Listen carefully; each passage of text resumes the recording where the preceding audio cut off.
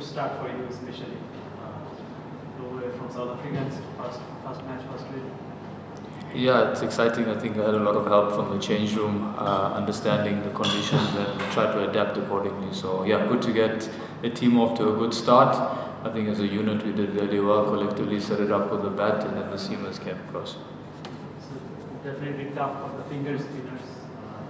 How do you guys see the conditions so far? Yeah, like I said, I had some guys with experience in the change room giving me feedback and then just sort of adapting, finding various paces on the wicket and the right length. It's a good wicket, small ground, so you have to be quite brave at times, but also assess conditions pretty quickly. How difficult to bowl this kind of batting paradise? You just concede 19 runs. So I just want to know that how difficult to bowl this kind of batting paradise. Yeah, it's very difficult. I think if you look at the boundaries, they're very small. These guys don't need 2 hits these days to clear the boundary. And yeah, I think a lot of credit must go to the fast bowlers. They got wickets at regular intervals, which kind of made my life a little bit more easier in that middle period and allowed me to sort of experiment with my lines and lengths. Can you explain your availability? Are you available for the next 4 PPL from now on? Yes, I am available. After missing the catch, you just put your hands up. Why? I didn't see the ball because it came out the backdrop, so I just apologized in advance. I know what it's like being a bowler. I saw it then and I didn't see the ball, so yeah, I just put my hands up in apology to the bowler. Any more questions? On your bowling, can you give us any explanation how you vary your pace so beautifully when there is no turn in the wicket? Look, this is just the way I think at times, and I try and make the adjustment through my skill. Yeah, that's basically what I do.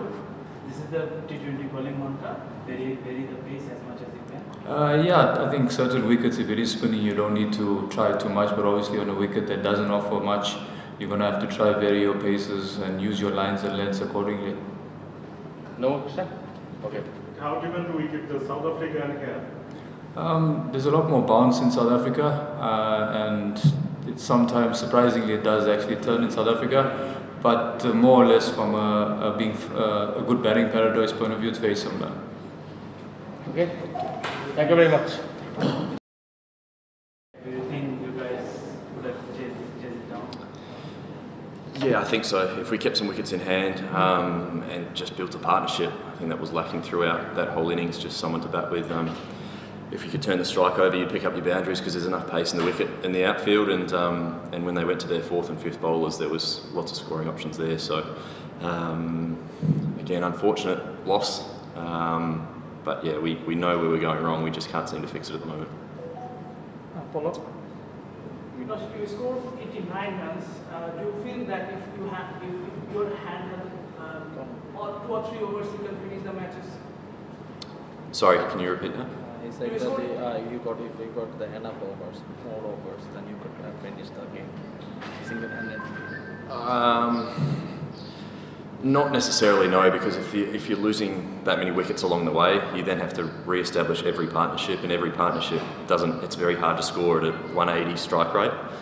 So along the way, those wickets that we continue to lose, we ran out of overs like we did there at 8 down. So it just looks a bit different when you're not losing wickets. Okay. Alex, how difficult it is as a batsman to carry the innings when other batters are not getting runs? I think it's difficult to continue to take the risks that you'd like to take. That's a good question because I think that's been the most difficult part about this is you can go on and make runs, but yeah, it's difficult to continue to strike the way that you want to when you're losing wickets the other end. It's been 9 losses in a row.